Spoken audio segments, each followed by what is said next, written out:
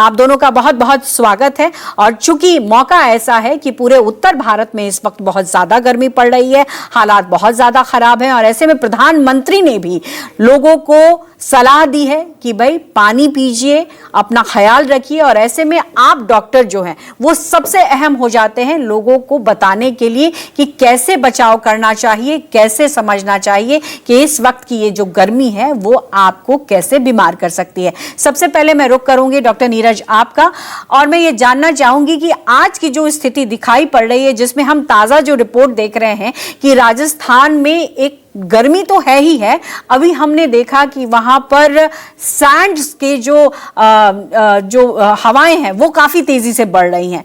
ये जो स्थिति बन रही है, ऐसे में आम लोगों को किस तरीके से एहतियात बरतने की जरूरत है और ये गर्मी कितनी जानलेवा हो जाती है? नहीं, बिल्कुल। जो हमारा शरीर है एक पर्टिकुलर टेम्परेचर पे फंक्शन करने के लिए बना है, और किसी भी रीजन से अगर ये टेम्परेचर बॉडी का रेगुलेट नहीं हो पाता है तो फिर हमारे लिए परेशानी का कारण बनती है।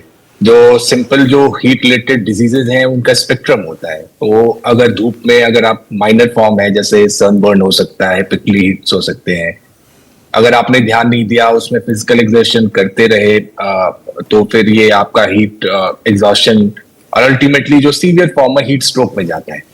अगर ऐसे ड्राई सीजन में अगर धूल की आंधी आती है तो जो रेस्पिरेटरी कंप्लेंट्स वाले पेशेंट्स हैं उनके लिए और एक्स्ट्रा बर्डन बढ़ जाता है। तो मैं कहूंगा कि हीट अपने साथ एक चुनौती लेकर आती है, मल्टीपल प्रॉब्लम्स एक साथ आते हैं, बट अगर हम अवेयर रहें कि क्या क्या प्रॉब्लम्स होती है, क्योंकि ये इंडिया में हीट वेव कुछ नया नहीं है, हर साल ये आता है।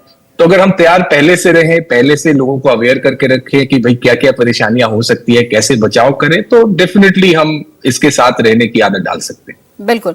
लेकिन डॉक्टर नीरज, जैसे कि स्थिति हम देख रहे हैं, दिल्ली में पानी की भी बहुत किल्लत है और ऐसे में लोगों की समस्याएं अलग अलग दिख रही हैं।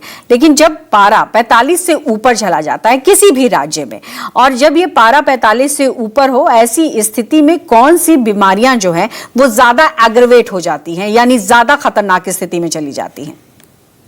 देखिए, जो सबसे डायरेक्ट इफेक्ट जो हीट का होगा वो बॉडी में आपको, जैसे मैंने कहा, डिहाइड्रेशन के बाद जो आपके बॉडी के डिफरेंट ऑर्गन्स है, क्योंकि बिना पानी के ऑलमोस्ट बॉडी का 60% पानी है। तो अगर ये पानी की मात्रा कम हो जाए, बॉडी का टेम्परेचर जो 37 डिग्री सेंटीग्रेड के आसपास मेंटेन करना होता है, ये कोर टेम्परेचर बढ़ते जाए, क्योंकि बॉडी में जो भी एक्स्ट्रा हीट जनरेट होता है वो बॉडी अपने बाहर निकालता है, डिसिपेट करता है।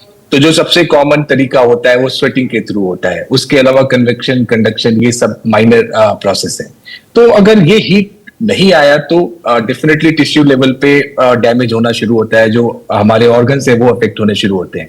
तो डिहाइड्रेशन आपके हार्ट प्रॉब्लम को एग्रवेट कर सकता है, आपकी किडनी को अफेक्ट कर सकता है, और सीवियर फॉर्म जब टेम्परेचर बहुत ज्यादा हो जाता है ब्रेन पे अफेक्ट करना शुरू होता है, जिसको हम हीट स्ट्रोक की बात करते हैं। कि पेशेंट में एंड ऑर्गन डैमेज जो ब्रेन पे होना शुरू हो गया, पेशेंट के कॉन्शियसनेस पे गड़बड़ी आएगी, पेशेंट्स को फिट्स आने शुरू होंगे, पेशेंट का बॉडी टेम्परेचर 106 के ऊपर चला जाता है। उसके साथ साथ जैसे जैसे टेम्परेचर बढ़ते जाएगा आपके एंड ऑर्गन डैमेज होते जाएंगे। तो जिनमें पहले से ही कॉम्प्रोमाइज है, चाहे वो हार्ट कॉम्प्रोमाइज है, कोई हाइपरटेंसिव है, हार्ट का मरीज है, किसी का किडनी खराब है, कोई डायबिटिक है, किसी की फेफड़े की परेशानी है, ये सारी बीमारियां एग्रीवेट हो जाएंगी। तो जो है सिर्फ कोमॉर्बिडिटी वाले लोग नहीं, जो नॉर्मल लोग हैं उनमें भी ये परेशानी करता है। तो मैं कहूंगा कि कोई भी से सुरक्षित नहीं है, बट डेफिनेटली जो कोमॉर्बिडिटी वाले लोग हैं वो ज्यादा जल्दी इसके चलते होगा।